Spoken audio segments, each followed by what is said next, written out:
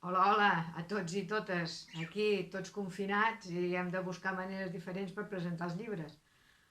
Bé, avui us presentaré i us llegiré aquest llibre que acaba de sortir, que és molt divertit, que es diu Lletjos i lletges, del qual estic supercontenta. Però abans de llegir-vos el llibre, us vull presentar un altre personatge. És aquest, Roald Dahl. I per què us presento Roald Dahl? Perquè al final del llibre hi ha una frase important on aquest home té el seu paper. Llegim el llibre i ho descobrim. Bé, aquí teniu el meu home, que està fent de faristol, aguantant el llibre. Ell anirà passant pàgines i jo us aniré llegint el text. Au, seieu tranquils i vinga, va, que és molt divertit. Ja pots tenir un nas endurit com una sola de sabata, o que sembli una boteruda i terrosa patata. Una nàpia grossa i aixafada, o movedissa i fina com la cua d'una vulgar sardina. O bé com una figa seca i pansida, o un triangle descompensat i de petitíssima mida. Ja pots tenir unes ulleres de cul de got i que la visió quedi emmarcada, o que la mirada la tinguis divagant i extraviada. Els ulls perfilats, amb pestanyes com raspalls rasposos, o bé que siguin plorosos, amb lleganyes i gelatinosos.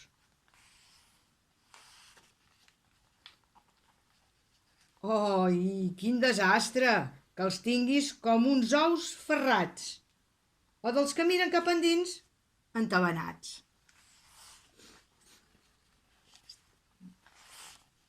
Ja pots tenir una boca fosca i cavernosa, o amb una dent solitària i horrorosa. Que portis ben afermada una aparatosa ferralla, que t'oprimeixi la boca com una eficaç tenalla.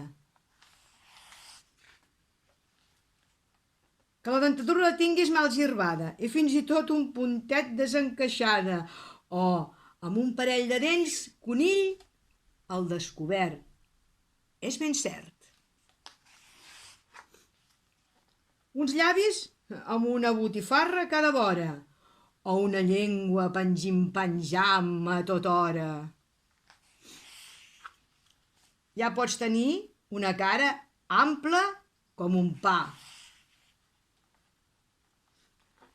o amb trets de bruixa, quina por que fa. Que de l'home aranya hagis heretat el perfil. Mala sort, és la pitjor tria entre 100.000. Que semblis un pallasso mig ximplet, amb cara de mussol, o que els cabells se t'embullin com una cua d'esquirol.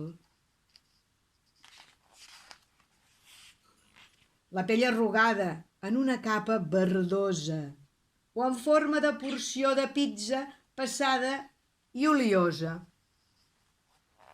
Ja pots tenir la cabellera descontrolada que indomable sempre es mou, o una calva pelada i llisa com una closca d'ou. Que el cabell de cresta de gall se'n mantingui enxerinat i dret, o no puguis fer res amb un serrell aplanat i enganxós com si fos de fastigós xiclet.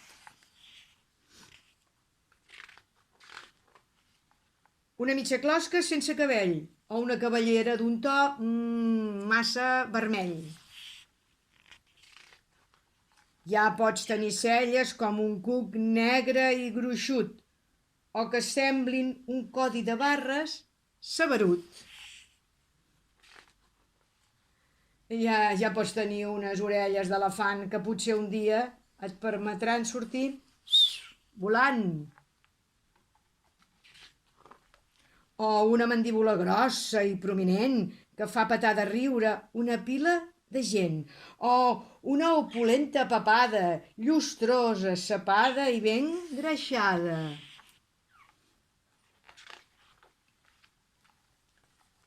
Ja pots tenir el coll com una girafa, estirat i gallargarut, o semblant a un tub prim, eixut i força brut. Ja pots tenir la cara amb una munió de pigues i taques, com si fossin formigues negres i gens maques. Més exemples de pell. Aquí teniu la recremada. T'has passat amb el sol altra vegada? O pell grisa i esquerdada, marcida i apergaminada.